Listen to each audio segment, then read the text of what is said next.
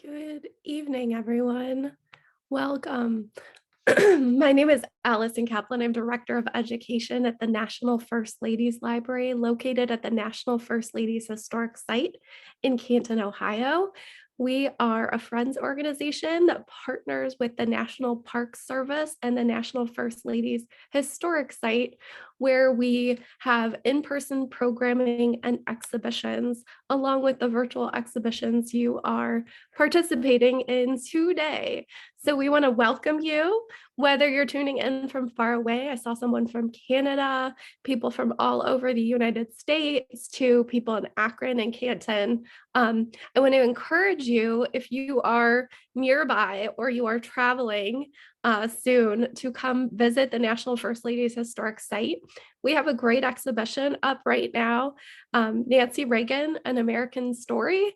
And through the rest of this month, if you come to see us, you can see original Nancy Reagan dresses on loan to us from the Reagan Library. The rest of the exhibition is amazing too. So if you aren't able to make it in time, that's fine. And there are still other original Nancy Reagan clothing. We have clothing from the Reagan Ranch, and some other really, really amazing items. So please come out to the site and experience that.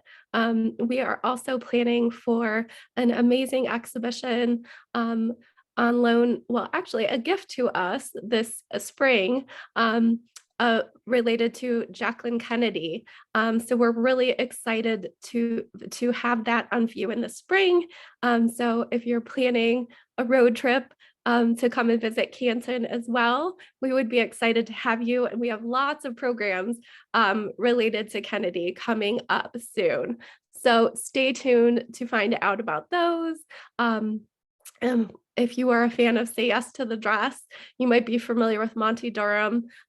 His collection has been gifted to the National First Ladies Library, and it includes a reproduction of Ann Lowe's amazing Jackie Kennedy wedding dress. So we're very excited to be showing that soon. So please stay tuned. We also have some amazing programs coming up around the holidays in November and December. If you head over to our Eventbrite page, I will put it in the chat as the program is happening. You can find out more about those. We have children's program, Pardon That Turkey.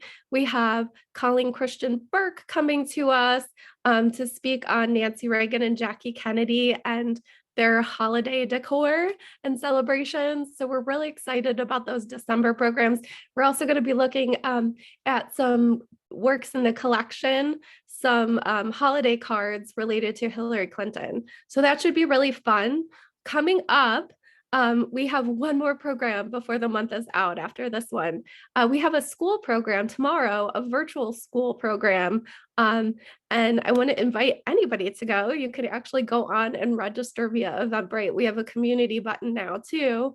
We're hosting Marilyn Singer, who is a poet who wrote a book of poems inspired by First Ladies for children. Super excited about that.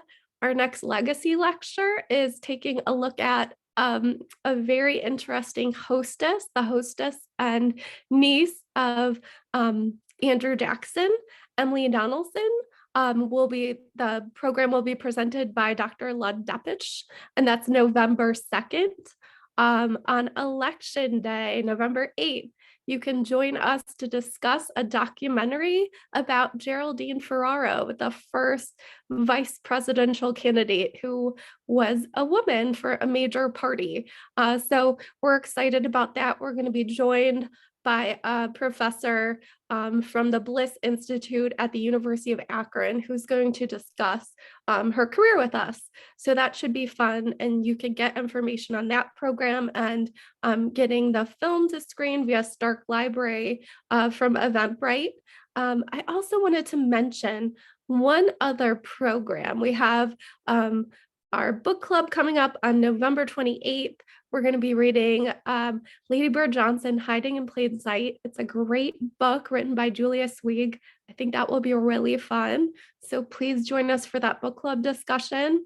That one we don't post after the fact because it's in meeting format. So you can come and discuss, or if you just want to read along at home, please check in with us. That's fine. And then before I turn things over to Sarah, I want to mention last week we had an amazing concert in Canton that you can check out on the National First Ladies Library YouTube page. It's songs inspired by the First Ladies of the United States. It's really fun and moving. We're going to do another installment in the spring. So please head over to our YouTube page and check out some of those past programs, including East Wing songs. So without further ado, I'm very excited to turn things over to one of my favorite collaborators, Sarah Morgan, who is better known as the Instagram handle Cooking with the First Ladies. So she is going to be talking about Abigail Adams tonight. So welcome, Sarah. All right, well, yep. Hey, y'all, I'm Sarah again. And so welcome to Cooking with the First Ladies Live program for the National First Ladies Library. This evening, we again are going to be talking about one of the very first ladies and early feminists, Abigail Adams, as well as the Revolutionary War era and into the 1790s. I'm also going to be focusing a lot on women and their role during that time specifically as well. Now, Abigail is, of course, famous for saying, "Remember the ladies," to her husband, and was also known as a powerful female of the American Revolution in words as well as actions.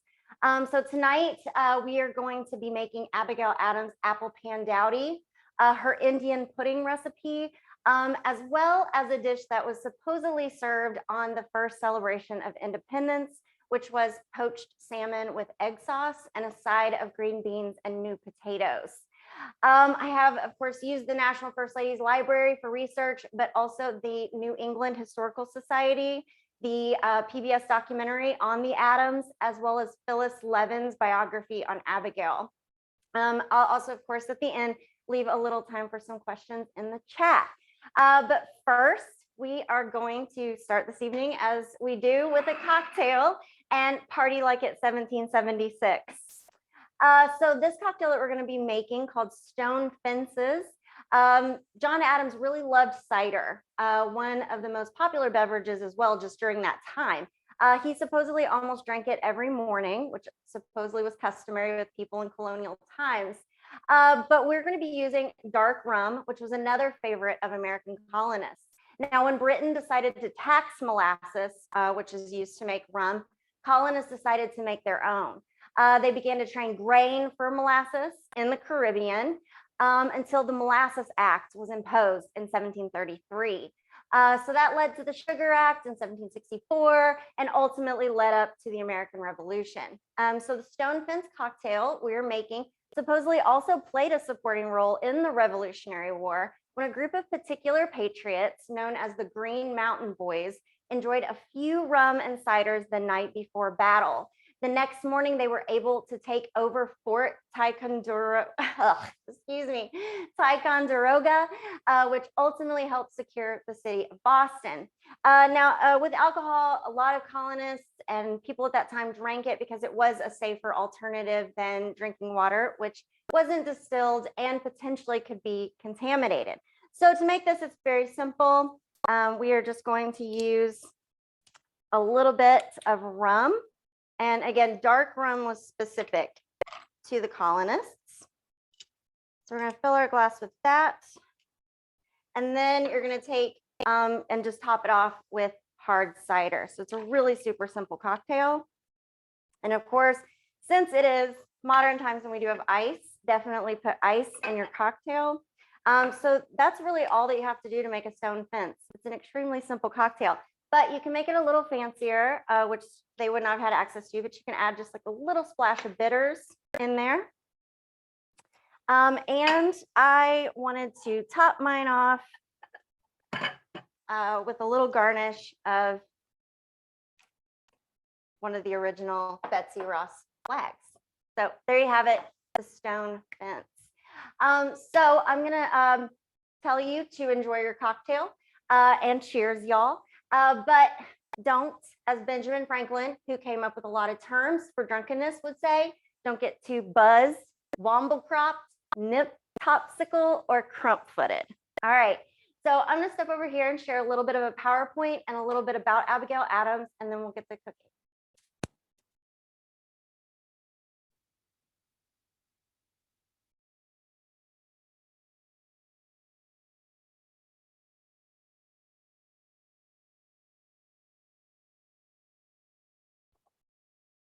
So the American Revolutionary War era was more than just a war and subsequent separation from England. It was a time of massive uncertainty of not only forming a new government, but there were significant changes in society. These changes were mostly seen in larger cities such as Boston, New York, and Philadelphia. During British occupation, these cities were centers of the latest fashions and extravagance and disappeared overnight and were replaced with the fear of the new democracy that was beginning to take shape. Now, the American Revolution lasted from 1765 to 1783 and was a result of protests against taxes that led to this widespread rebellion, the first being the Stamp Act in 1765, imposed on the 13 colonies due to Britain's debt accrued during the French and Indian War. However, the era in which Abigail Adams lived, as well as her time as First Lady, was innovative and saw many advancements in technology. David Bushnell invented the submarine named the Turtle in 1776, and that was propelled by only a hand crank. The cotton gin, developed by Eli Whitney many years later in 1794, revolutionized the cotton industry, making it a vital cash crop in the South. Whitney was also contracted by the US Army to create 10,000 of his muskets, which were manufactured by taking standardized parts and making them interchangeable. Clipper ships, the fastest ever made, were also made during the Revolution after the Boston Tea Party. Now, toys may not have been making modern advancements, but children were very inventive during this period as they used readily available materials around the house in order to make their own. For example, dolls were made of corn husks, rags, and occasionally dried apples for heads, and scrap materials from boards, string, and other goods that were no longer needed to make items such as spinning tops and whirligigs. Outdoor activities were also especially popular, including flying kites and swimming. Favorite games were hopscotch, hide and seek, marbles, and rolling the hoop. Life for children during this time was not always easy, and they contributed to their family by doing chores. In some cases, rather than attending school, they learned how to hunt, sew, cook, and tend to the farm. They made their duties fun by reciting rhymes such as Ring Around the Rosie, singing songs, as well as practicing tongue twisters. Colonial girls also learned the art of needlepoint, in the form of samplers, which featured embroidery of the alphabet, letters, numbers, poems, and even family records. Notable literary works mostly revolved around the theme of independence, including Common Sense by Thomas Paine in 1776, with the goal to rally the colonists against the king. Another, which was only a speech, but a famous piece of writing nonetheless, was Patrick Henry's rally cry in 1774, in which he said, "Give me liberty or give me death." Another was Judith Sargent Murray, one of the integral female voices of the New Republic and women's rights advocate, much like Abigail Adams. Judith's book of essays, The Gleaner, was one of the first of its time. Fashions varied greatly over the course of the 1700s, noticeably changing before, during, and after the war, reflecting both the birth of a new nation and the influence of immigrants from other countries. The majority of colonists, however, were dressing in more plain attire, trying to cut the costs of fabric and materials in order to support their men fighting in the war and in the restructuring of the nation afterwards. After the war, and especially into the 1790s, styles were heavily influenced by French designs. French culture and style became literally vogue during this era because not only had they been in alliance with America during the Revolution, but also large numbers immigrated to the country. Ladies were introduced to hoop skirts and panniers and large hats, while long riding coats featuring turned down lapels and buffoons became popular with the gentlemen. Shoes with lower heels, slippers, and sandals were styled in the French Revolutionary manner with ribbons fastened at the ankle. Gloves, fans, parasols, muffs, and scarves were popular accessories, and banyans, also known as morning gowns, were trendy as well. Now, fashion developed in more ways as well, including one of the first fashion magazines. In 1786, while overseas, Abigail Adams sent a copy of Fashionable Magazine to her niece, Lucy Cranch, who wrote her a letter thanking her for the publication. Now, hairstyles were also influenced by the French, including the use of hair powder and styling the hair a la victime, which is also referred to as guillotine haircuts because they were based on the shortcuts they gave those awaiting execution. And by the 1790s, high-dressed hair was out of style. Now, Abigail Smith Adams was born in Weymouth, Massachusetts on November 11th, 1744, or was she? Now, the date of her birth has been debated because the Gregorian calendar, meant to fix the errors of the Julian calendar, which was out of sync with Earth's rotation, was not introduced to the colonies till 1752.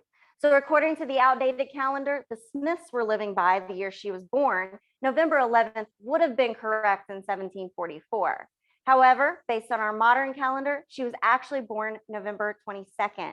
Either way, Abigail was born to a prominent family. Her parents, Reverend William Smith, was a Congregationalist minister, and Elizabeth, a descendant of the Quincy family, who were well known in politics long before the White House. In fact, Abigail's cousin, Dorothy Quincy, was married to John Hancock. Abigail really never had any formal education, partly due to her extremely poor health as a child, but was taught to read and write at home, essentially homeschooled, as many 18th century girls in New England were at the time.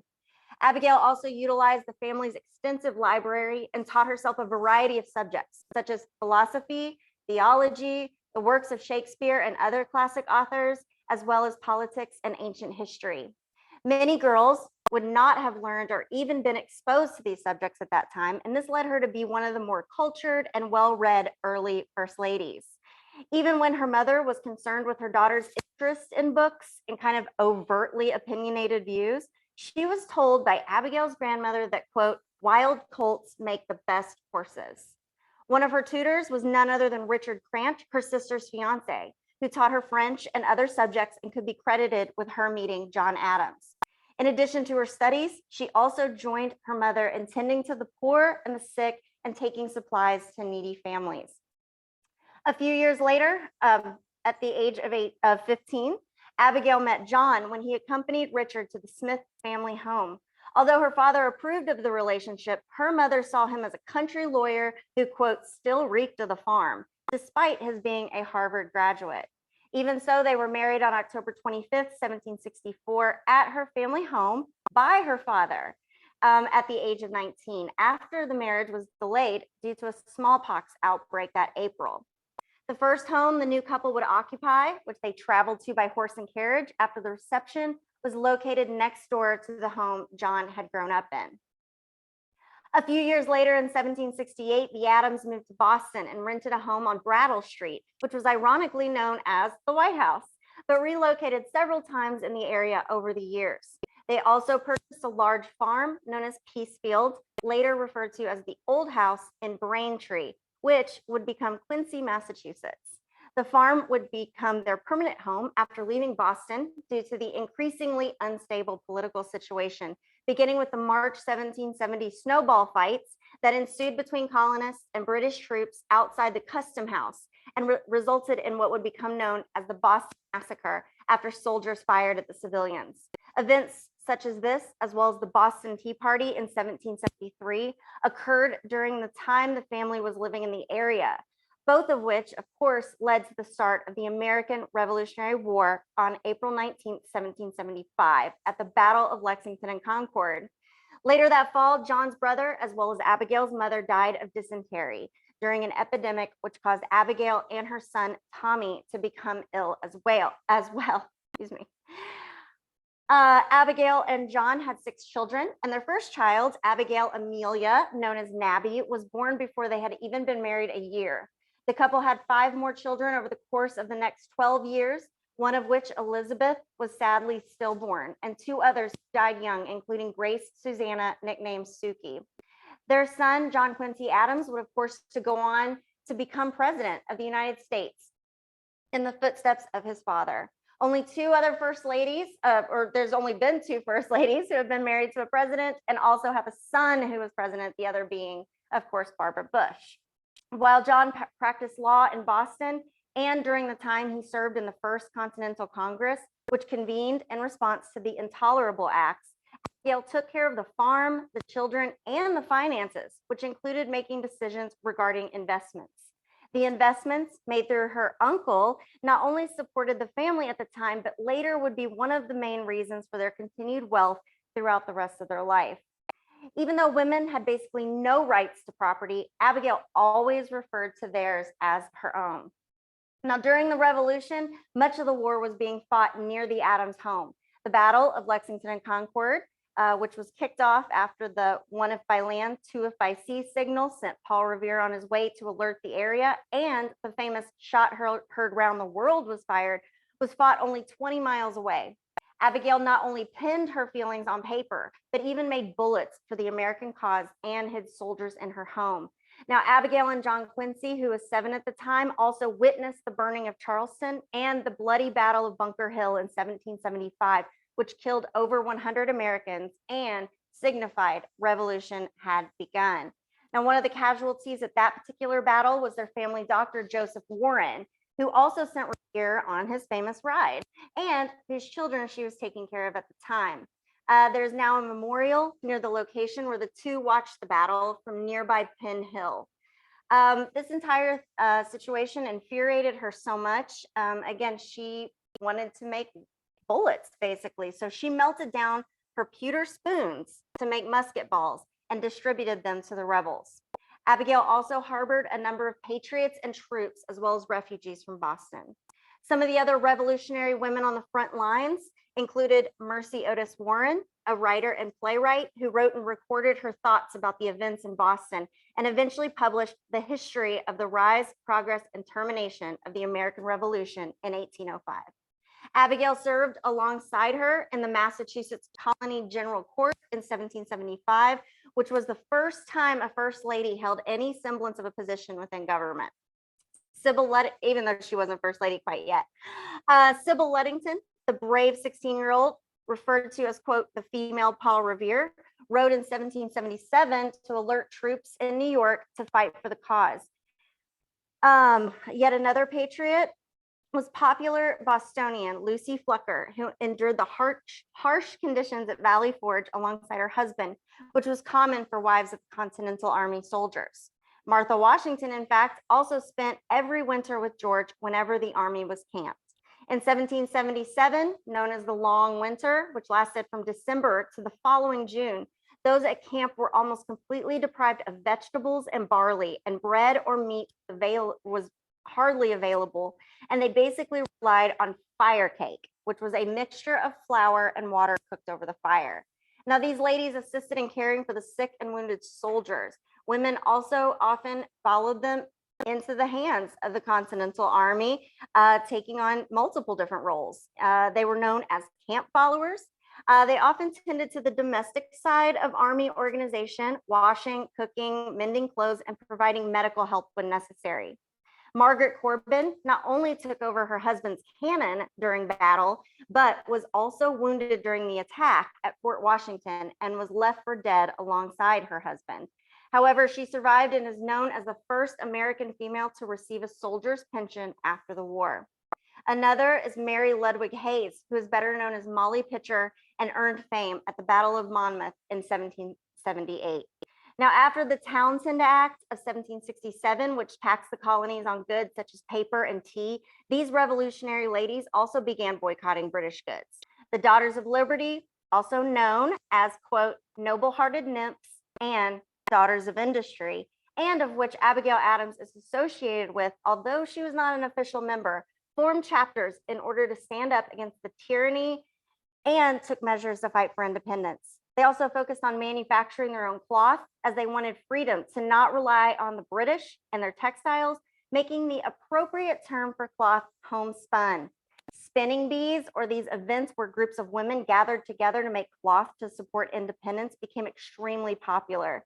The Boston Gazette reported of one instance when the Daughters of Liberty assembled at the home of Dr. Ephraim Brown, where they, quote, exhibited a fine example of industry by spinning from sunrise until dark and displayed a spirit for saving their sinking country rarely to be found among persons of more age and experience. Now, these women of the revolution who wanted to be just this integral part in this historical moment in just multiple different ways also disguised themselves as men to serve in the army. Deborah Sampson fought under her deceased brother's name, Robert Shirtliff, in the Continental Army.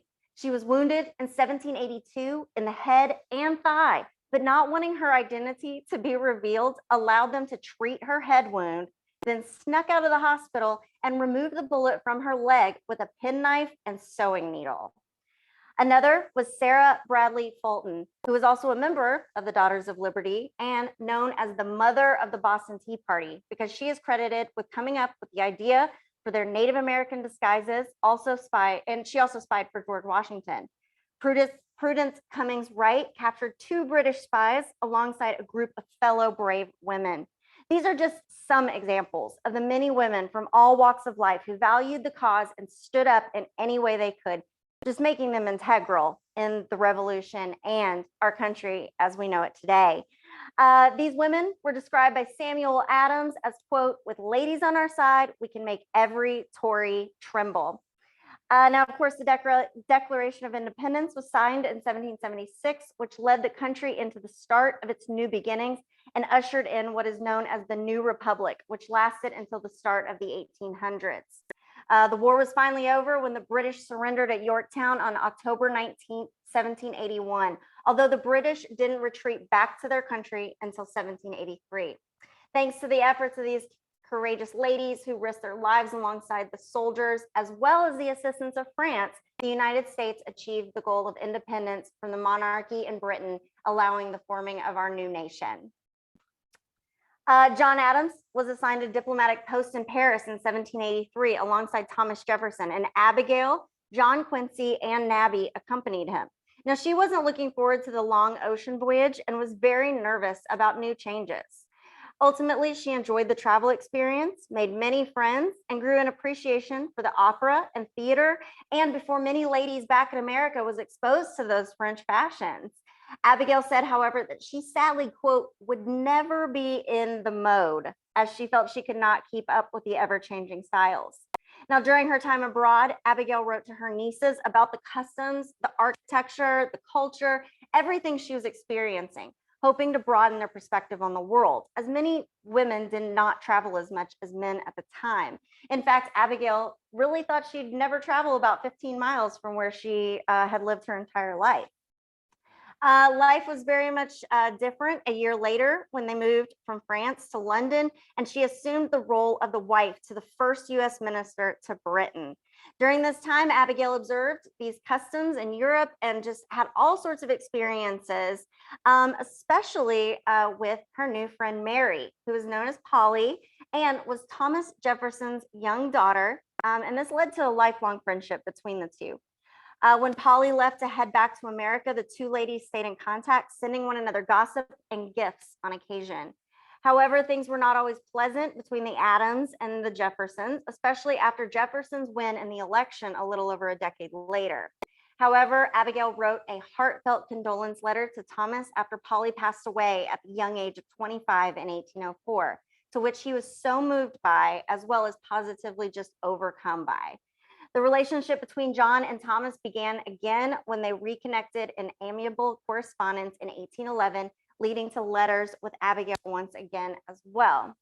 Now, the Adams returned to America in 1788, and John became vice president under George Washington. In the early years of the presidency, the vice president was automatically the candidate who came in second in the election. Therefore, Thomas Jefferson was an anti-federalist and ran against John, became the second in command when John was elected president a few years later. Now, Abigail didn't attend the inauguration held in the current nation's capital, Philadelphia, because she was taking care of John's mother, who was dying during what was a ruthlessly cold winter. John quickly wrote her, though, saying, quote, "the times are critical and dangerous, and I must have you here to assist me." And she joined him in Pennsylvania shortly after. The election of 1796, which hinged on the divide on relations with France, led to John Adams, of course, winning over Jefferson to become the nation's second president. In the same year, Abigail's son, John Quincy, married Louisa Catherine Johnson in London. Now, Abigail Adams became First Lady officially on March 4th, 1797, even though the actual title of First Lady didn't exist officially until many years later. Abigail, who admired and was friends with Martha Washington, worried she wouldn't live up to her as First Lady. Abigail was particularly nervous of her new position, becoming, as her close friend, Mary Otis Warren, said when she congratulated her, the country's most important woman in politics. She believed, as she once said, quote, "I expect to be vilified and abused." As First Lady, Abigail was an early feminist and advocated for women's rights to property and increased opportunities such as education, both due to her frustrations earlier in life. She wanted women to be recognized for their intelligence, not just as their husband's spouse.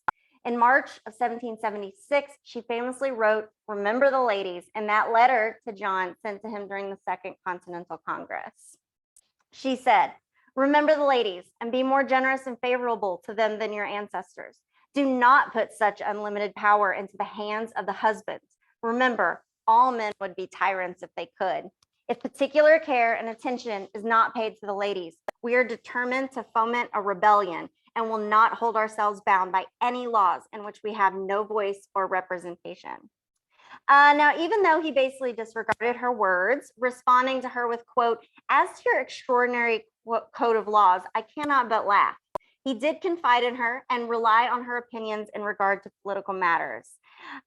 He also would go on to say that there was the, quote, "despotism of the petticoat," referring to the fact that women already had the power because of their gender and basically didn't need equality with men. She also very much disagreed with slavery, which was extremely progressive, and believed it was a threat to the American democracy, as she had also advocated for integration and believed that people who did not allow others freedom did not have, quote, "a passion for liberty," despite the fact her father had been a slave owner.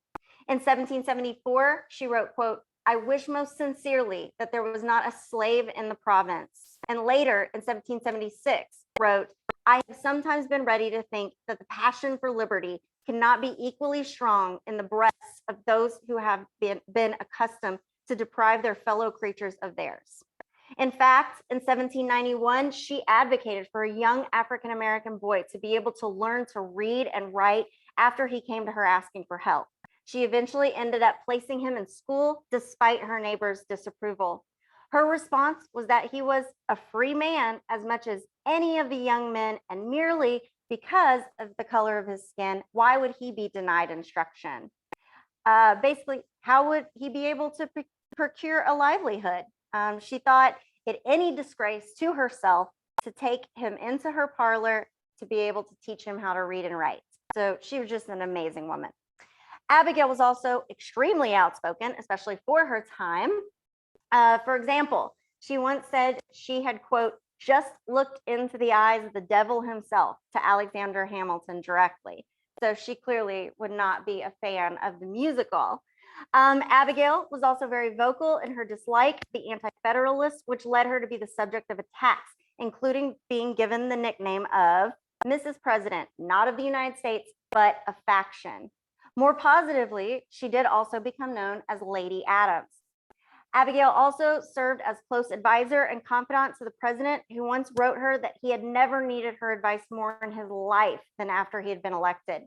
She was even occasionally referred to as Mrs. President because she had so much influence on her husband. And I am so sorry. That totally skipped a slide. So sorry. Okay. In the same year, the XYZ affair occurred, as overseas were a very unstable time after the beheading of King Louis XVI in 1793. This led European countries to be fearful of another revolution, and the revolution they saw that happened with the United States, that they ended up declaring war on France.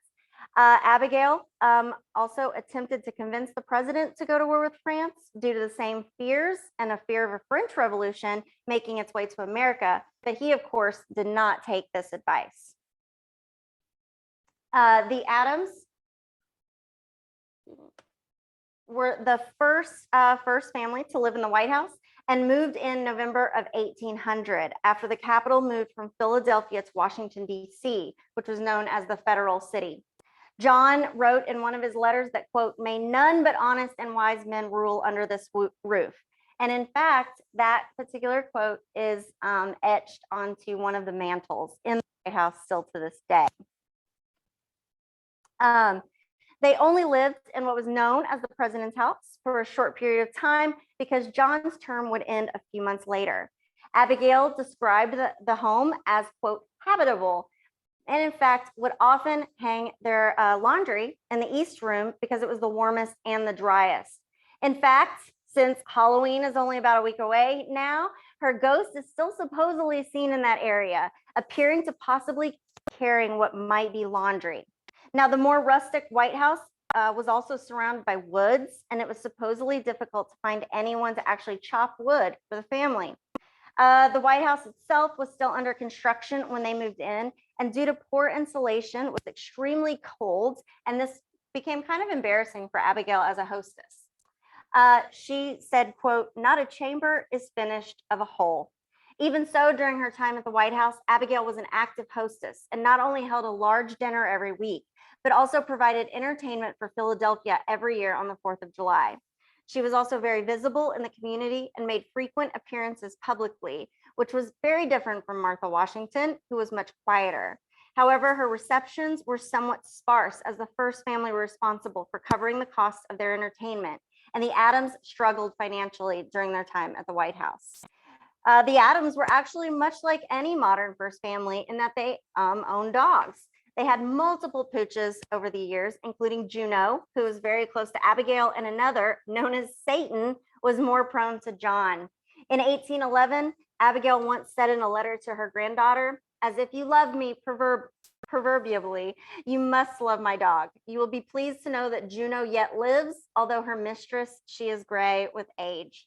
In 1800, the election would be decided between John Adams and Charles Pinckney, who both ran on the Federalist ticket, and also Thomas Jefferson and Aaron Burr, sir, I couldn't help myself, on the Republican ticket. It was during this election, the possible affair resulting in a child between Jefferson and enslaved Sally Hemings was brought about. When John Adams lost the intense and bitter fight for re-election, making Thomas Jefferson president in 1801, they moved back to their farm in Massachusetts. Abigail was ready to retire from political life, saying she was, quote, sick of public life. However, she remained interested in politics and current affairs, and during the following years, Abigail kept in contact with the president, Jefferson at the time, James and Dolly Madison, and was involved with her son's budding political career. Her daughter, Nabby, though, at this time, sadly passed away of breast cancer in 1813. Abigail not only focused on their home, but focused on raising her granddaughter, Susanna. In 1798, a volunteer regiment of Massachusetts asked for her permission to be called the Lady Adams Rangers, to which she, of course, happily allowed. Unfortunately, she wouldn't live to see her son become president in 1825, who had joined the Republican Party opposite of his father when he lost the popular vote and with technically no clear electoral college.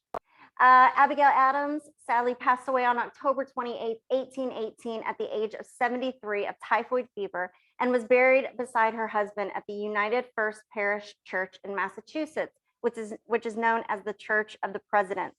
Her last words were, quote, "Do not grieve, my friend, my dearest friend. I am ready to go. And John, it will not be long."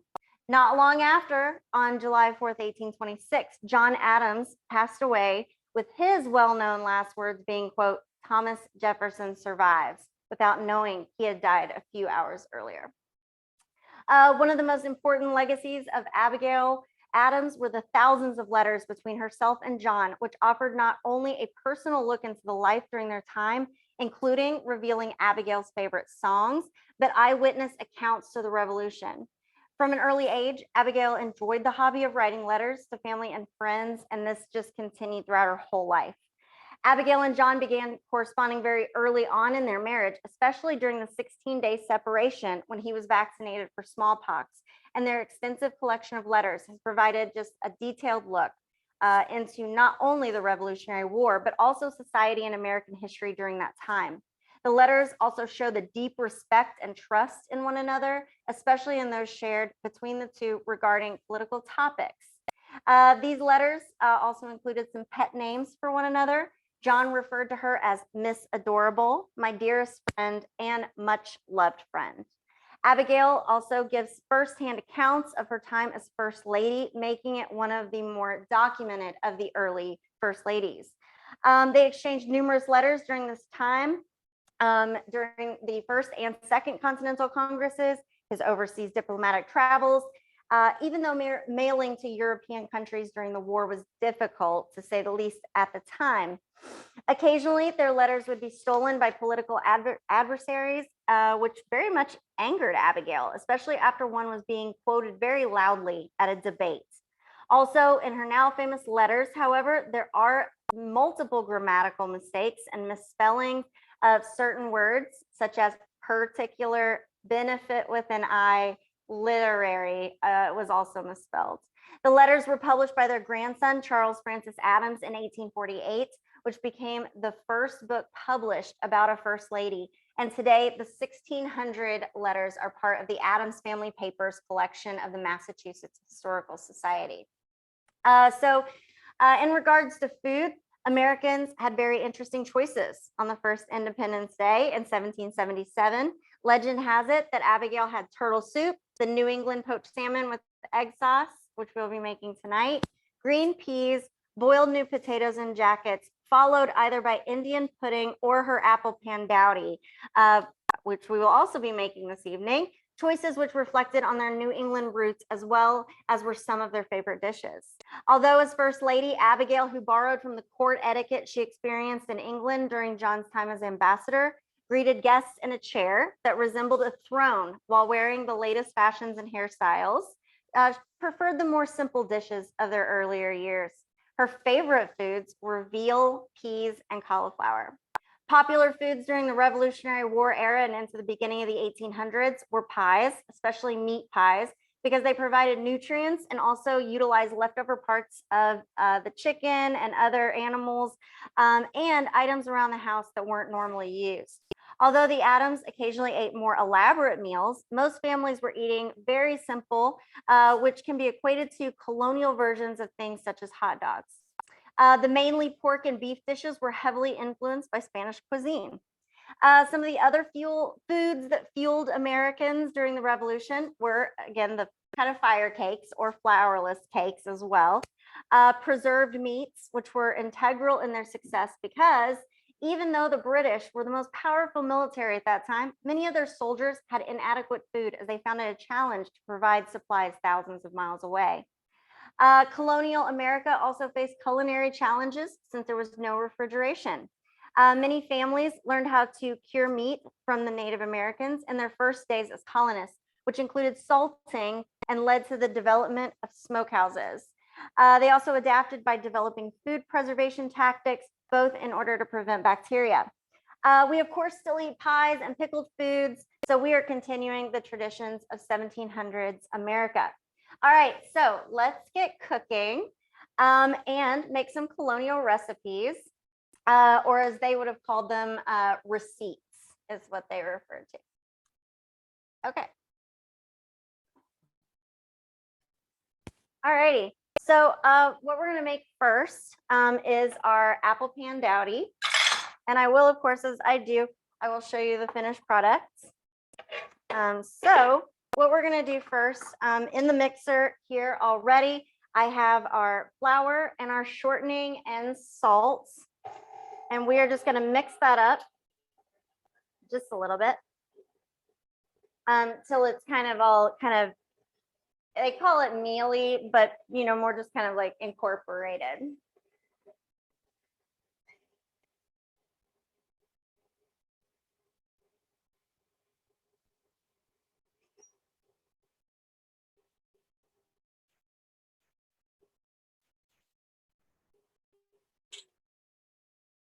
Okay.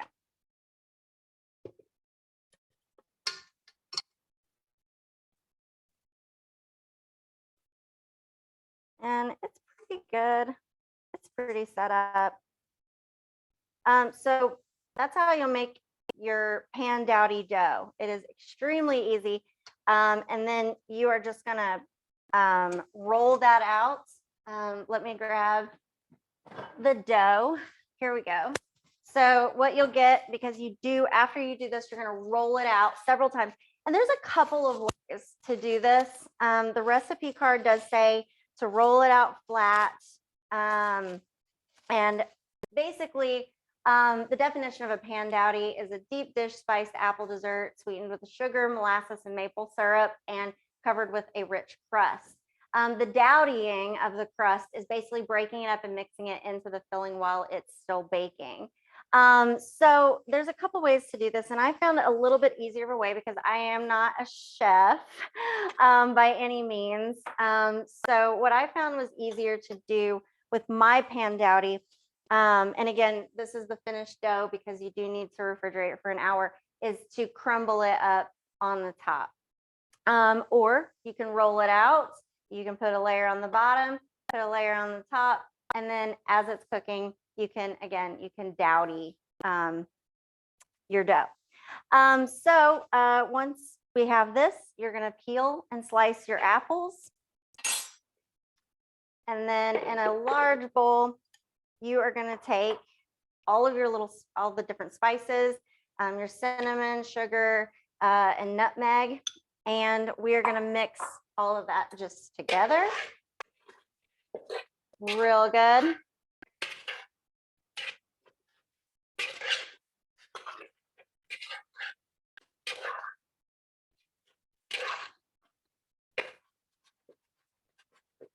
All right. Then, since I'm kind of making my own version of the pan dowdy, I'm going to put it directly in there. All right. And then what you're going to do is you're going to take your molasses and your melted butter and mix those together.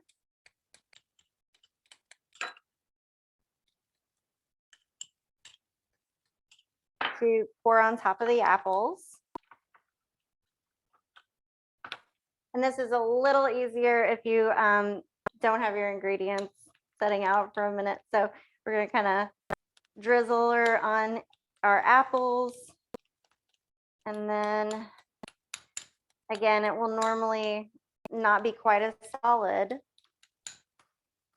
So we'll drizzle that and we will just take our spoon and mix this up. And then I am just going to take the dough and we're going to just kind of crumple it on top. But you can do it either way. But technically, dowdying itself is just a little different. Now, apple pan dowdy is a traditional German dish, which probably would have made its way to Abigail during her time in Pennsylvania. Many families along the Mohawk River probably really enjoyed this fall dessert, not only because of their heritage, but also because of the abundance of apple trees in the area.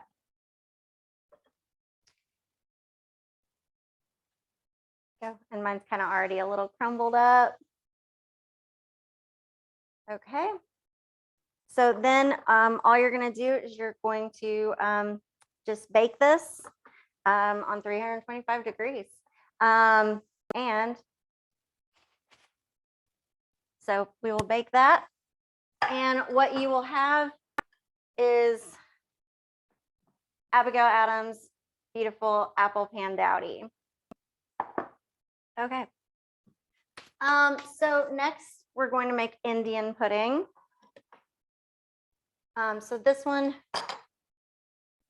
what you're going to do is you're going to need to scald your milk and butter, which I have already done. So, but we're going to go ahead and warm that up just a little bit on the stove.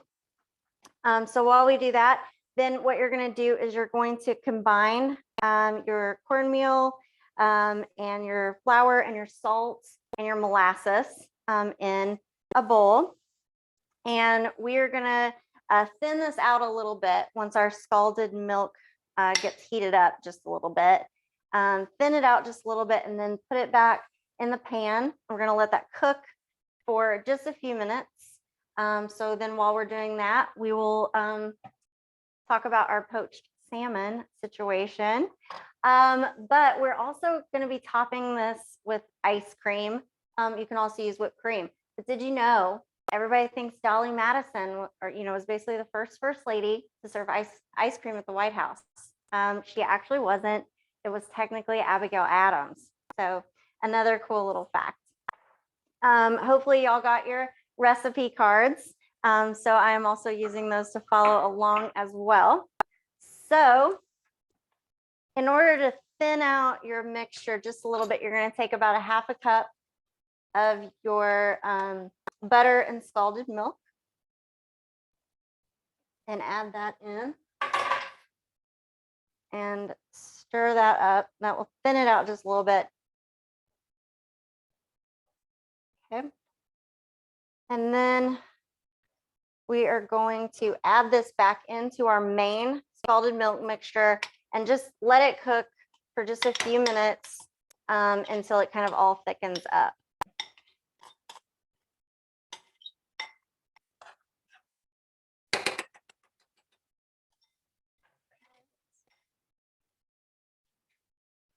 So while we wait to finish up this, we will talk a little bit about the New England poached salmon situation. Poached salmon would be really difficult to show, but actually this was the first time making poached salmon. I didn't really know exactly how easy that was going to be. It's actually a really simple way to make salmon and was one of the best salmons. We kind of all agreed here at my house that was really good. So you'll poach your salmon, which is just basically kind of boiling it. And then you can serve that with either green peas. I chose green beans. And your new potatoes. Also, you'll make your egg sauce, which seems a little interesting because it does have hard-boiled eggs in it. But once you make that, so we're just going to plate our poached salmon, New England style. So what you'll do is you'll just cover your salmon with your egg sauce, which is really good, but also it seems pretty strange and is also very simple to make, but it seems really fancy. So we'll cover up our salmon. Then you're going to, for the entire dish, just top that with a little bit of fresh dill.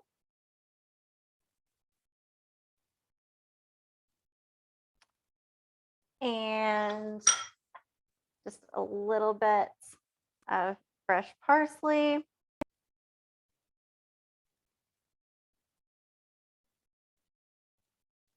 Just to make it look pretty. There we go. And then we'll put some lemon wedges on here so you can top your salmon with a little lemon too when you're ready to serve it. So here you have the New England salmon that was supposedly served on the first Independence Day, even though it seemed that Abigail Adams and John weren't even in the same city on the first Independence Day. So let's check on our little mixture here. It's definitely warming up.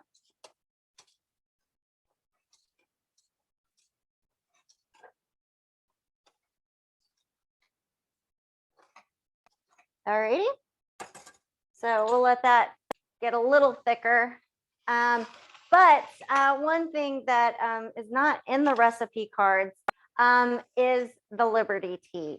So the Daughters of Liberty, who are, of course, less well known than the Sons of Liberty, created Liberty tea as an alternative because they refused to drink the tea from Britain after the Tea Act of 1773, and especially after the Boston Tea Party, which John Adams would go on to describe as basically a stoppage in American history. Now, John Adams, even though he didn't support the protests, once said that, quote, liberty must be at all hazards supported. So these Liberty teas consisted of a variety of ingredients, including currant, raspberry, basil, mint, sage, birch bark, as well as other flowers and dried fruits, basically anything that they could find in their gardens. But what we're going to make today, I'm going to be using butterfly pea flower powder. So we'll put it in here.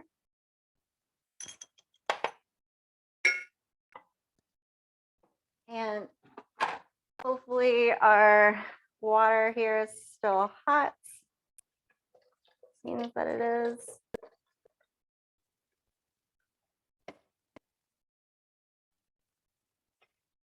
And we'll let that steep for just a minute. And then what I have to add into that is just a little lemon, and then we will garnish that with just a little bit of rosemary. So we'll let that steep. Our pudding should be getting pretty thick. Obviously reference the musical Hamilton a little bit. And of course, there was a strained relationship between these two well-known men. And Alexander Hamilton and John Adams just disliked each other so much. But Hamilton distributed a pamphlet that ultimately basically cost Adams his reelection in 1800. And that caused Abigail to pen the letter reflecting her dislike of him, writing her husband that he should be careful because she, quote, read his heart and his wicked eyes many times, and the very devil is in them, like I said earlier. But she also referred to him as Cassius. The relationship between Hamilton and Adams is in the musical, even though Adams is technically not a character. So if you are a fan or have seen the musical, that the song The Adams Administration, as well as the song Take a Break, both talk about Adams. One refers to him as basically taking a lot of vacations. He was vice president at the time, and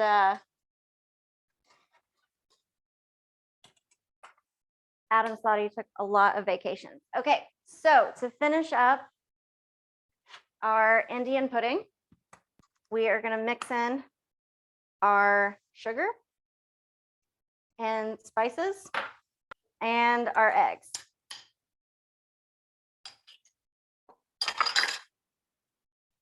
We are just going to mix that up. And what you're going to do with this is you're going to put it in a casserole dish, and you are going to bake this on about 250 for about 2 hours. And you'll have some beautiful Indian pudding, which I will show you a final product of. All right, so we'll put this over here in our casserole dish.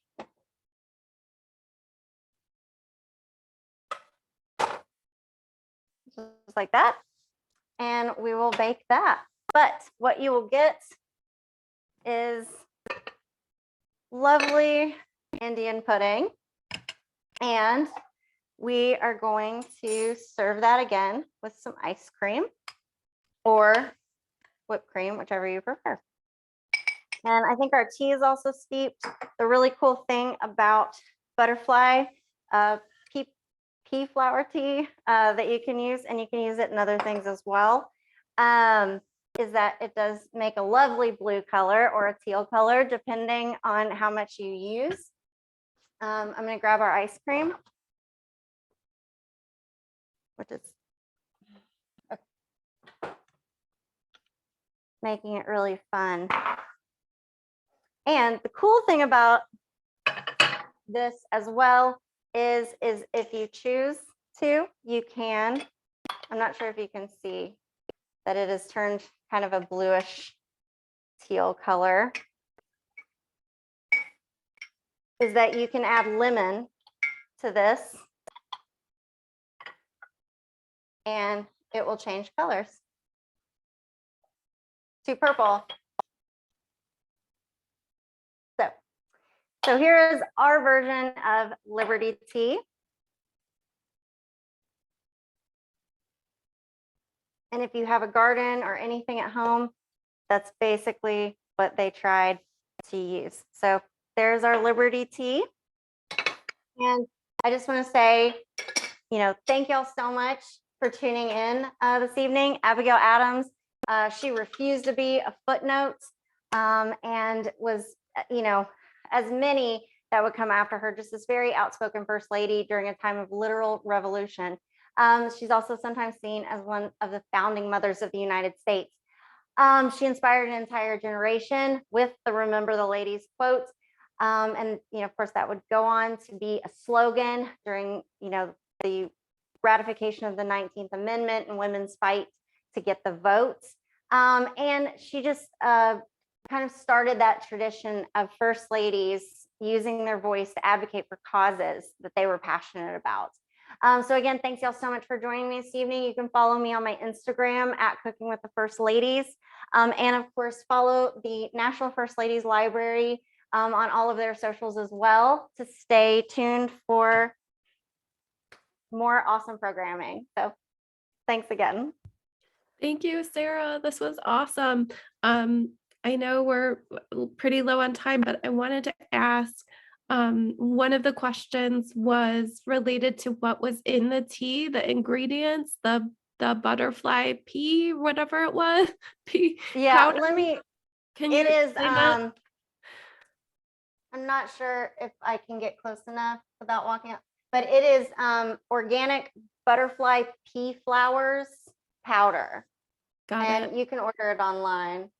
And so that probably wouldn't have been something that the colonists probably, or those during the revolutionary era would have used, excuse me, blah.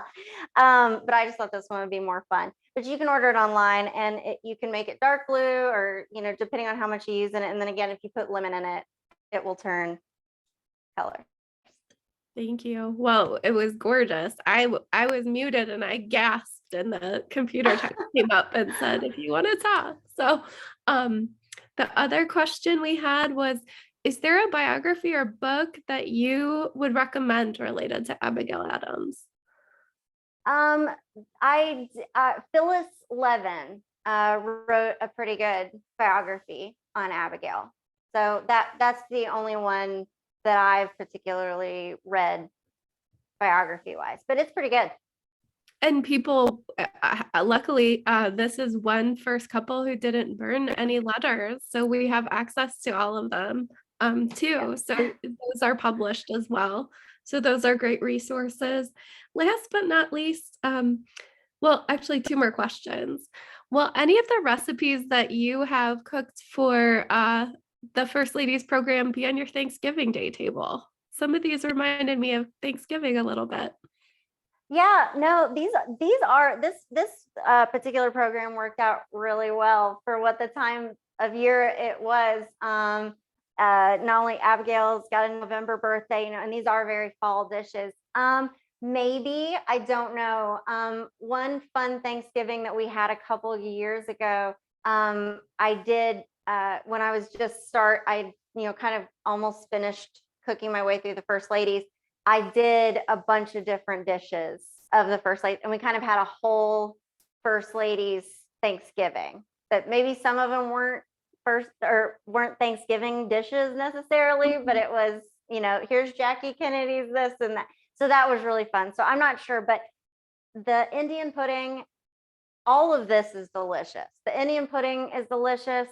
The apple pandowdy is delicious. And like I said, have never made poached salmon. I don't even know that I've ever really had it. And this is fantastic. So if anybody else is looking for stuff to put on their Thanksgiving table this year, I would recommend any of this.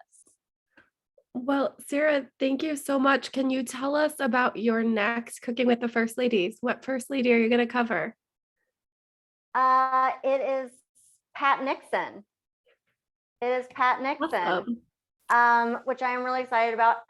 Actually, also with Pat Nixon, here at the beginning of November is History Camp America, and it is a virtual History Camp America experience. They also do them in Boston, but it's the pursuitofhistory.org. And you do have to register for that. It is a whole day event, but I will be one of the lunch people during that event. And I will be talking just a little bit about Pat Nixon and also presenting her meatloaf recipe, which if you can't come to History Camp America online, will be in the program in January because it is the best meatloaf recipe on the planet.